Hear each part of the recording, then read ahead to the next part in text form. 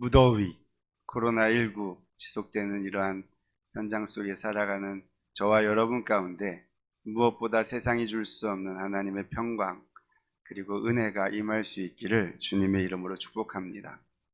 다 잃어도 하나님만 있으면 되지 않겠어요?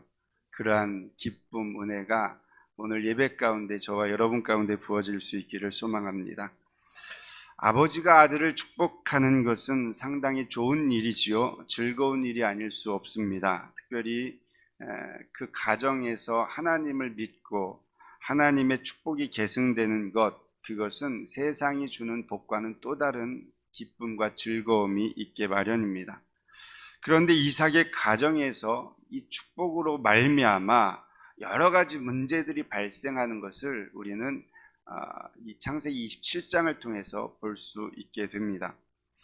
오늘 본문 읽지는 않았지만 앞선 내용 가운데 이제 야곱이 받은 축복의 내용이 담겨져 있고요. 더불어서 저주와도 비슷한 축복이라고 해야겠죠. 그런 에서에게 향한 메시지가 담겨져 있습니다. 더불어서 우리가 오늘 살펴볼 수 있는 것은 이 축복으로 말미암아 개개인에게 어떠한 일이 있었는가를 살펴볼 수가 있습니다. 그래서 오늘은 크게 두 가지. 먼저 이삭이 야곱에게 베풀었던 축복이 무엇인가를 살펴보고 우리가 그 축복을 소망하는 마음을 갖는 것. 두 번째는 그 축복으로 말미암아 이 식구들에게 어떠한 영향이 있었던가 생각하면서 영적으로 우리가 깨달아야 할 것을 좀 찾아보려고 합니다. 먼저 축복의 내용을 살펴보면 야곱은 아버지의 축복을 받기 위해서 어떻게 했습니까? 형 에서의 모습으로 위장을 하고 아버지께로 들어가서 거짓을 말하였지요. 그것도 하나님의 이름을 집어넣어가면서 거짓을 말했습니다. 아버지 이삭은 눈이 어두워서 보지 못함으로 인해 분별력이 떨어졌습니다. 그래서 미심적인 마음을 가지고 묻습니다. 네가 누구냐? 그리고 그럼에도 불구하고 잘 분별이 되지 않아서 직접 만져보는 그런 모습도 보게 되었죠. 그런데 결국 무엇으로 인하여서 축복을 하게 되었냐면 그를 가까이 오게 하고 입 맞추고 향취, 냄새를 맡아보고 난 후에 축복을 하게 됩니다. 오늘 27절 읽지는 않았지만 27절 말씀을 함께 보실까요? 그가 가까이 가서 그에게 입 맞추니 아버지가 그의 옷에 향취를 맡고 그에게 축복하여 이르되 내 아들의 향취는 여호와께서 복 주신 밭의 향취로다. 그래서 이 향을 맡으면서 향기를 맡으면서 아하, 이삭이 생각할 때에 이 아들이 에서가 맞구나. 왜요? 에서의 옷을 입었으니까 그 옷에서 나는 냄새로 이렇게 생각하게 된 것이죠. 그래서 축복을 하게 됩니다. 아브라함에게 받은 축복, 그 약속하셨던 축복을 이제 바로 이 이삭이 누구에게요? 야곱에게 축복하게 되는 것이죠. 특별히 이 축복의 내용을 말하기에 앞서서 서두에 누구를 언급하냐면 하나님을 언급해요. 이미 하나님하고 좀 멀리 떨어져 있는 것 같은 이 이삭이 하나님을 언급합니다. 그래서 아브라함으로 인해서 받았던 축복의 통로가 지금 이어지고 있다는 사실을 가르쳐주고 있는 것입니다. 즉 이삭이 영적으로는 어두웠는지 모르겠지만 이 야곱에게 베푸는 축복만큼은 인간의 권위로 하는 축복이 아니라 하나님께서 허락하신 신적 권위로 베푸는 축복임을 말씀하고 있는 것이죠. 사랑하는 성도 여러분, 우리는 이 땅에 사는 동안 물질의 복을 누릴 수도 있고요. 건강의 복, 자녀의 복, 세상에서 잘 되는 복 등등 여러 가지 복을 누리며 살 수가 있습니다. 세상에서 말하는 복들 우리가 다 인지할 수 있는 것들이죠. 그런데 주변을 한번 둘러보십시오. 하나님을 믿는 나보다 믿지 않는 사람들이 그 세상이 말하는 복을 누리는 경우들이 부지기수라는 것을 우리는 외면할 수가 없다는 것이죠. 우리가 말하는 인간이 원하는 복, 누리며 사는 사람들 이 세상에 얼마나 많은지 모릅니다. 하지만 분명한 것은 그들이 누리는 복 가운데에는 누가 없다는 거예요? 하나님이 존재하지 않는다는 거예요. 우리보다 더 세상의 기준으로 볼 때 잘 살고 복되다라고 말할 수는 있겠지만 그 안에 실존하시는 하나님이 계시지 않다라는 사실을 우리는 기억해야 된다라는 거예요. 따라서 우리에게 주어진 복들이 하나님께로 인한 것이 아니라면 이 세상에 보기에 잘 되는 것 같고 축복을 누리는 것 같지만 결국 하나님의 기준, 하나님의 나라의 그 복을 누릴 수 없다는 사실을 저와 여러분들이 기억하며 사는 은혜가 있기를 소망합니다. 더불어서 저와 여러분들에게 임하는 축복이 세상의 기준에 맞춰서 세상이 주는 축복이 아니라 하나님께로부터 임하는 축복이 있기를 주님의 이름으로 간절히 부탁을 드립니다. 그러기 위해서 저와 여러분들에게 필요한 것이 무엇이라고 생각합니까? 아마도 필요한 것이 있다면 야곱과 같은 거짓을 사용할 필요는 없지만 야곱과 같은 갈망하는 마음, 쟁취하고자 하는 그 마음만큼은 우리에게 필요하지 않는가 생각해 볼 수 있는 것이죠. 저와 여러분들이 이 땅 가운데 살아가면서 무엇을 쟁취하기 위하여서 열심을 내고 있습니까? 바라는 것은 이 땅의 것이 아닌 하나님의 나라를 소망하며 하나님의 나라를 쟁취하기 위하여 갈망하며 열심을 내는 우리 신은 가족들 될 수 있기를 주님의 이름으로 부탁드립니다. 마태복음 11장 12절에 보면 이런 말씀이 있죠. 같이 읽어보실까요? 세례 요한의 때부터 지금까지 천국은 침노를 당하나니 침노하는 자는 빼앗느니라. 여기서 침노한다는 것은 성을 정복하기 위하여서 돌진하는 군사들을 연상할 수가 있게 되는 것이죠. 성을 정복하려면 이 군사들이 정신을 차리고 그곳을 향해서 열심을 내어 전진해야 하는 것입니다. 뿐만 아니라 게으름을 떨쳐버리고 안일한 생각도 떨쳐버려야 하는 것입니다. 사력을 다해 전진해야만 그 성을 정복할 수가 있는 것이죠. 만일 돌진하는 군사가 지금 군사로 나와 전쟁을 하고 있는데 가정을 생각하고 가정의 자녀들 또 가정에 있는 재물들을 생각하고 또한 다른 여러 가지 요인들을 생각하면서 있다면 돌진하는데 지장이 있겠죠. 그 성을 정복하기에는 여러 가지 어려움들이 생긴다라는 것입니다. 따라서 우리가 천국을 소유하기 위해 전진할 때에는요, 세상의 것들을 다 차단하고 하나님만을 바라보고 전진할 수 있는 지혜가 있어야 하는 것입니다. 저와 여러분들이 하나님의 나라를 침노하는 자들 될 수 있기를 주님의 이름으로 축복합니다. 이 땅을 침노하기 위해서 애쓰고 노력하는 그 이상을 하나님 나라 침노를 위해 애쓸 수 있는 우리 신은 공동체가 될 수 있기를 주님의 이름으로 부탁을 드립니다. 그러할 때에 하나님의 나라를 소유하게 되는 것이죠. 이렇게 하나님을 바라보며 하나님을 의지하며 우리가 축복을 사모해야 되는데 하나님께서 야곱에게 허락하신 복 세 가지를 보시면 첫 번째는요, 땅의 풍요로운 축복을 선포했다라는 거예요. 28절 말씀을 한번 같이 읽어보실까요? 하나님은 하늘의 이슬과 땅의 기름짐이며 풍성한 곡식과 포도주를 내게 주시기를 원하노라. 여러분, 이삭이 받은 축복이 무엇이었습니까? 기근의 때에, 흉년의 때에 100배의 축복을 받은 거예요. 그것을 이 이삭은요 스스로 경험을 한 거예요. 그리고 하나님께서 이렇게 하셨다라는 것을 확실히 믿고 알았기 때문에 자녀에게 축복할 때에 너도 그러한 축복이 이 땅 가운데 있기를 소망한다 라고 선포한 것이죠. 그런데 재미있는 사실은요, 여러분 28절 앞부분을 보십시오. 하나님은 하면서 하나님의 존재를 말하면서 하늘의 이슬과 땅의 기름짐이다. 그러니까 하늘의 이슬, 땅의 기름짐은 그 자체가 누구라는 거예요? 하나님이라는 거예요. 만물을 통치하시고 만물을 다스리시는 하나님 그 자체의 기름짐과 하늘의 이슬이 이미 존재하고 있다라는 것을 선포하고 있다는 것이죠. 사랑하는 성도 여러분, 하나님은 만물을 창조하신 분이십니다. 믿으십니까? 하나님은 만물을 창조하셨을 뿐만 아니라 다스리시고 통치하시고 운행하시는 분이십니다. 믿으십니까? 그렇다면 그 하나님께서 운행하시는 이 땅에 있는 모든 것들은 누구의 소유입니까? 하나님의 소유다라는 거예요. 그래서 그리스도인들이 지난주에도 말씀을 드렸지만 축복만을 바라보면 하나님을 볼 수가 없는 것입니다. 그러나 하나님을 바라보면 하나님 안에 있는 이 땅에 있는 만물을 소유하는 자가 되는 것이죠. 저와 여러분들이 그러한 개념에서 하나님을 바라보는 지혜가 있기를 주님의 이름으로 축복합니다. 하나님 안에 만물이 속해 있다.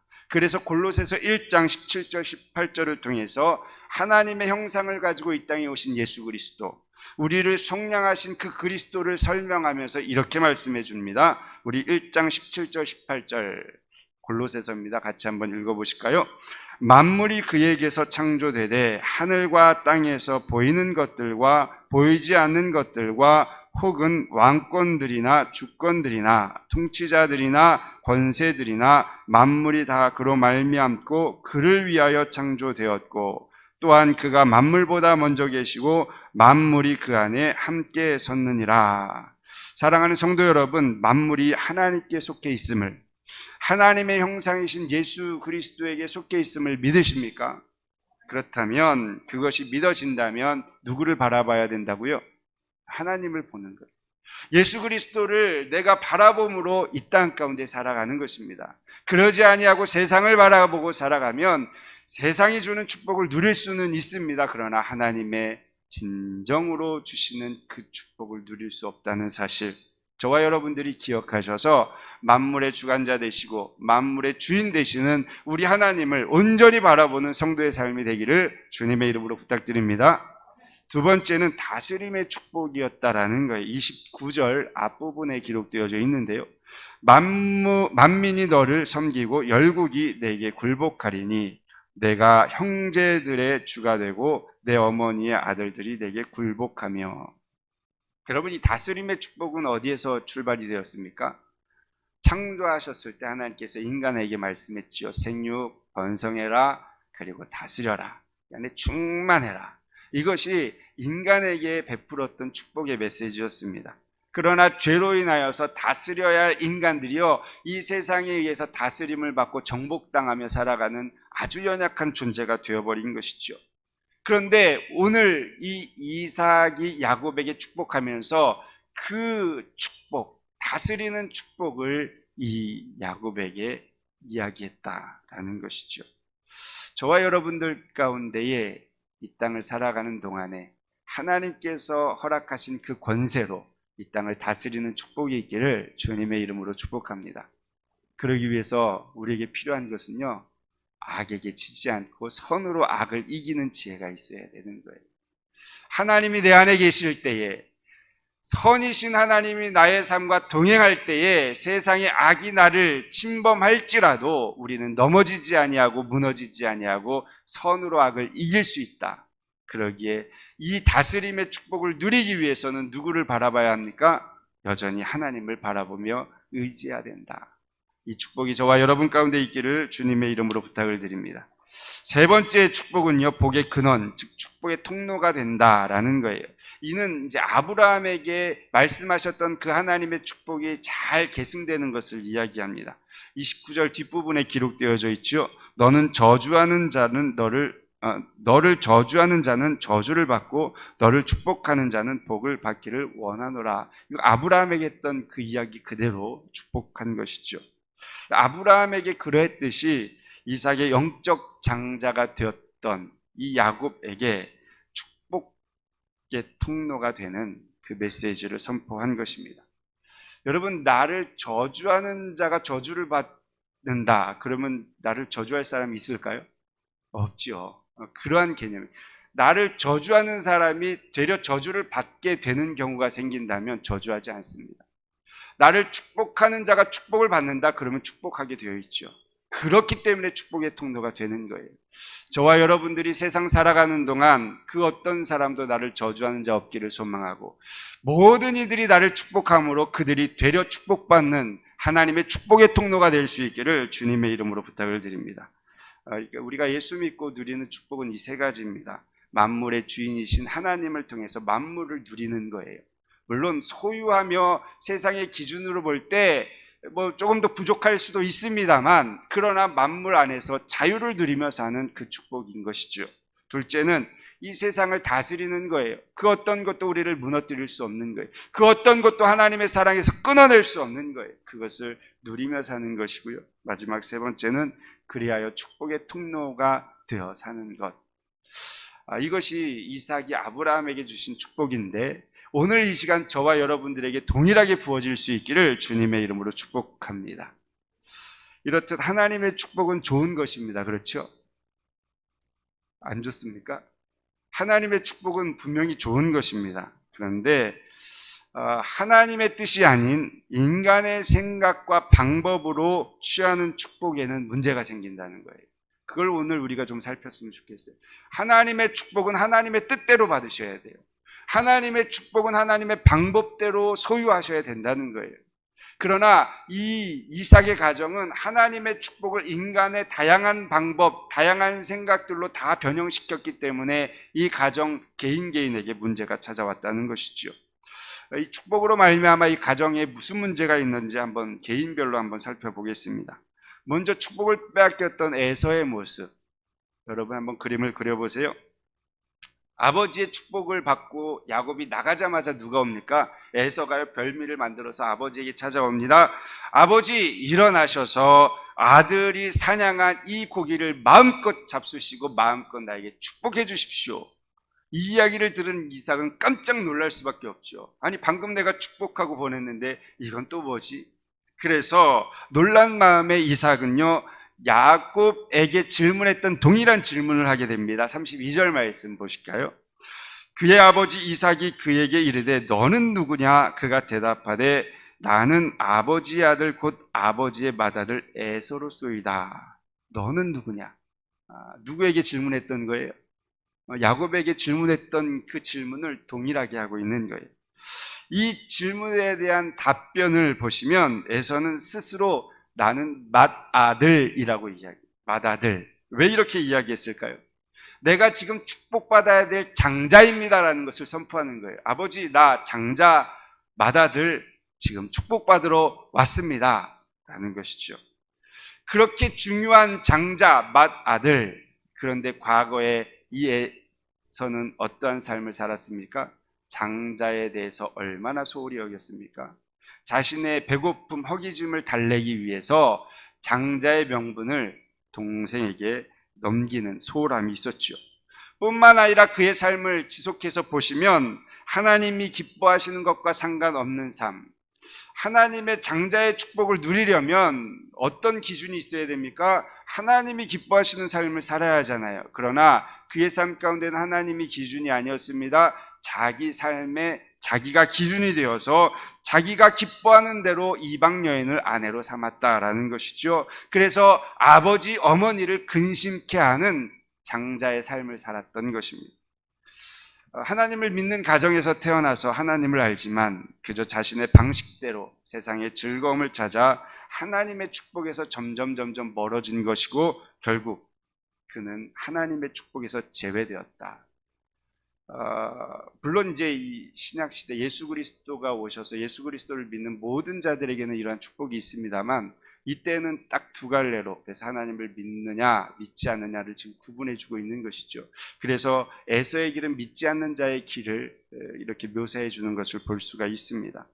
사랑하는 성도 여러분, 아버지 앞에 나온 에서의 질문이었던 너는 누구냐라는 질문을 오늘 아버지 하나님 앞에 나와 있는 저와 여러분들에게 묻는다면 무엇이라고 대답하시겠습니까? 저 그리스도인입니다. 이렇게 말하실 겁니까? 나 하나님의 아들 누구누구입니다. 바라는 것은 저와 여러분들이 하나님 앞에 이 질문이 있다면 저 하나님의 자녀 누구누구입니다. 그리스도인입니다. 자신 있게 대답할 수 있기를 소망합니다. 그러나 에서의 삶으로 대답하지 않기를 바랍니다. 하나님께서 기뻐하시는 삶을 따라 살면서 하나님, 나 하나님의 아들 누구입니다라고 말할 수 있는 그러한 은혜가 저와 여러분 가운데 있기를 소망하고, 만약에 내가 하나님의 아들입니다, 그리스도인입니다 라고 말하면서 에서의 모습이 나에게 있다라는 것을 발견한다면 오늘 이 시간을 통해서 하나님 앞에 회개하는 은총이 임할 수 있기를 주님의 이름으로 부탁을 드립니다. 에서는 간절히 축복을 원했습니다. 그런데 아버지의 입술을 통해 나온 이야기는 저주와 같은 축복이었습니다. 이로 인해서 에서의 마음 가운데 생긴 것이 있습니다. 그것은 미워하는 마음.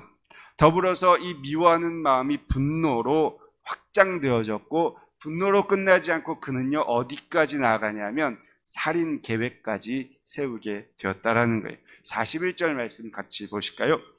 그의 아버지가 야곱에게 축복한 그 축복으로 말미암아 에서가 야곱을 미워하여 심중에 이르기를 아버지를 곡할 때가 가까웠은즉 내가 내 아우 야곱을 죽이리라 하였더니, 야곱이 축복받음으로 인하여서 에서에게 생긴 것은 무엇이냐면 미움, 분노, 살인 계획, 죄성이 아주 활발하게 움직이는 그의 모습을 볼 수 있는 것이죠. 여러분, 이 가운데에서 사실 무엇을 생각해야 됩니까? 내가 왜 축복받지 못하는 자가 되었는가, 자신을 돌아봐야 하는 것이죠. 그러나 자신을 돌아볼 생각은 전혀 없고 무엇만에 관심이 있습니까? 내가 축복받지 못하게 한 자, 바로 내 동생, 그를 표적 삼아 원망하기 시작한 거예요. 그 원망은요, 원망으로 끝나지 않고요, 잘못된 주장을 펼쳐가기 시작합니다. 36절 말씀을 한번 보실까요? 에서가 이르되 그의 이름을 야곱이라 함이 합당하지 아니하니까 그가 나를 속임이 이것이 두 번째니이다. 전에는 나의 장자의 명분을 빼앗고 이제는 내 복을 빼앗았나이다. 에서는 야곱이 속이는 자로 장자의 명분을 빼앗았다, 그렇게 말하고 있습니다. 그러나 실상 어떠한 모습을 우리는 알고 있습니까? 장자의 명분을 빼앗은 것이 아니라 에서가 팔은 것이죠. 자신의 유익을 위해서, 당장의 유익을 위해서 팔았던 것입니다. 이렇듯 원망이라는 것은 단순히 원망으로 끝나지 않는다는 것입니다.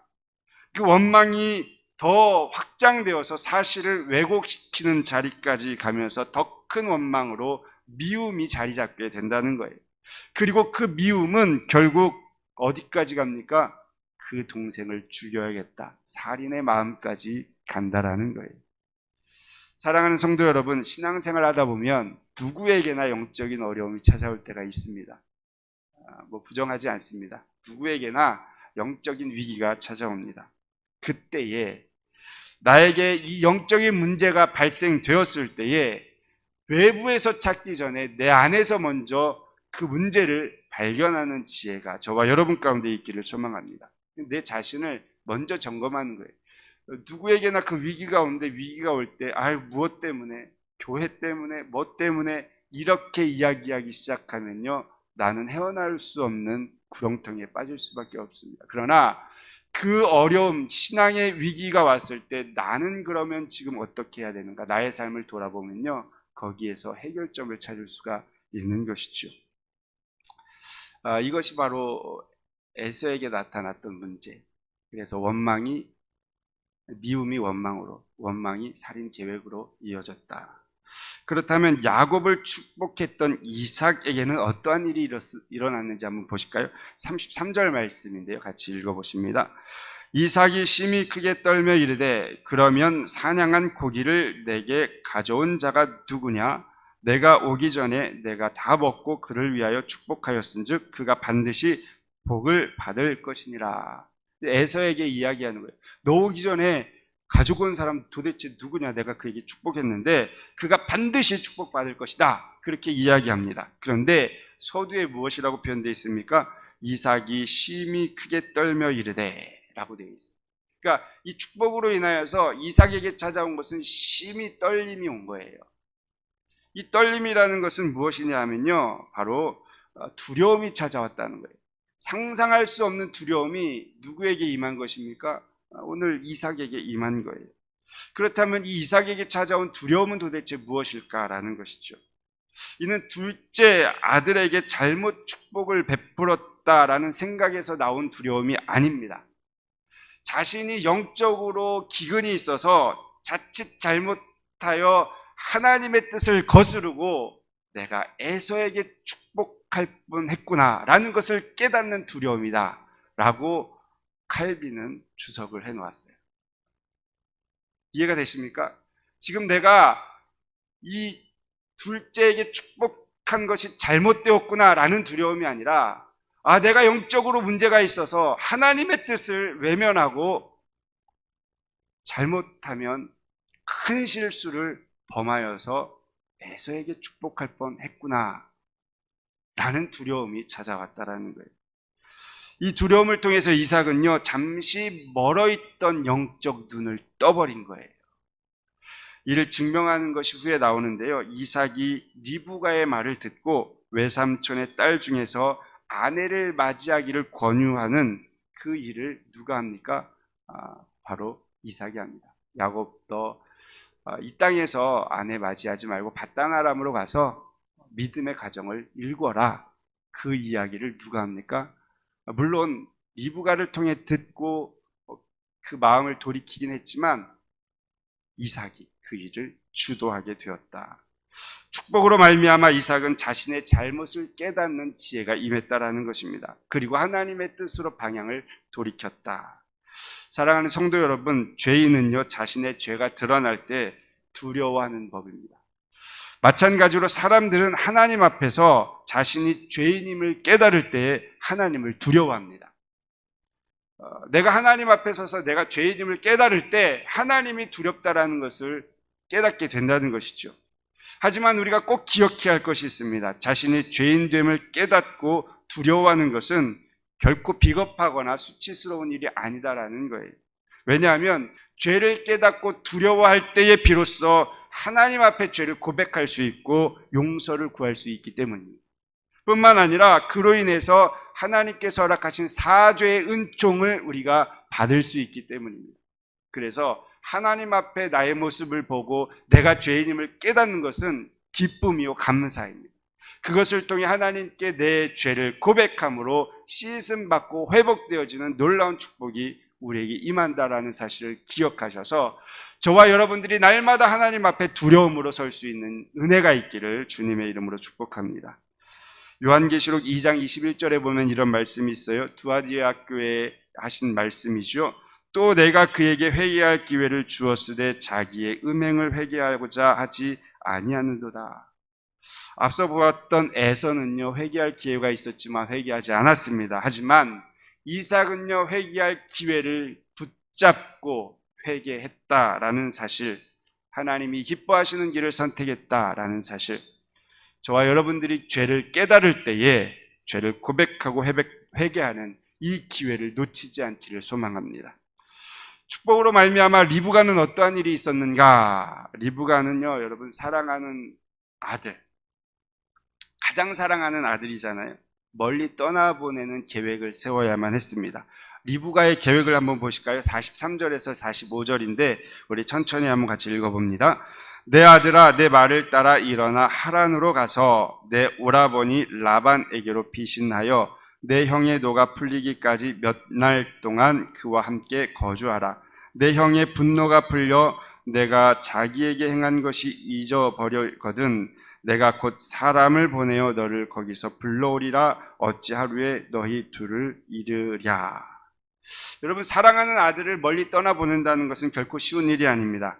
여러분, 실상 이 리브가는요, 남편보다 또 장자 에서보다 누구를 더 사랑했습니까? 네, 야곱을 더 사랑했죠. 그러니 남편을 속이고 장자 에서가 받을 축복을 누구에게로? 야곱에게로 받게 하려고 계획 세우고 뒤에서 이렇게 조정하지 않았습니까? 이 정도면 리브가에게 있어서 야곱은요, 인생 전부입니다. 그렇지 않습니까? 자기 생명과도 같은 거예요. 물론 에서가 죽이겠다고 하는 상황을 피하게 하는 것도 이 리브가의 몫이지요. 하지만 그 계획을 세우고 싶지는 않았을 것입니다. 밧단 아람으로 보내는 그 계획까지 세우고 싶지는 않았을 거예요. 그러나 결국 이 리브가는요, 야곱을 생각하면서 멀리 떠나보낼 계획을 세웁니다. 그리고 그 떠나보내는 그 과정 속에서 남편에게 이야기를 합니다. 남편에게 이야기할 때 보통 실상을 이야기해야 되잖아요. 지금 에서가 마음이 상했고 그것으로 인해서 동생 야곱을 죽이려 합니다 라고 말해야 했을 텐데 그러지 아니하고요, 조금 지혜를 써서 이 이삭의 공감대를 형성해서 그 일을 추진하게 됩니다. 그것이 무엇이냐 하면, 내가 지금 살아가는 삶 속에서 에서가 이 땅에서 아내를 얻은 것 때문에 삶이 재미가 없는데 둘째 아들마저 그렇게 하면 내 삶의 의미가 무엇이냐라는 거예요. 46절 말씀 한번 같이 보실까요? 리브가가 이삭에게 이르되 내가 햇사람의 딸들로 말미암아 내 삶이 싫어졌거늘 야곱이 만일 이 땅의 딸들 곧 그들과 같은 햇사람의 딸들 중에서 아내를 맞이하면 내 삶이 내게 무슨 재미가 있으리까? 이렇게 이야기하며 누구의 마음을 공감시키게 한 거예요? 이삭의 마음, 공감을 얻어낸 거예요. 이것도 가능했던 이유가 무엇입니까? 그가 회복되어지고 하나님의 마음을 품기 시작했기 때문에 가능했던 것이죠.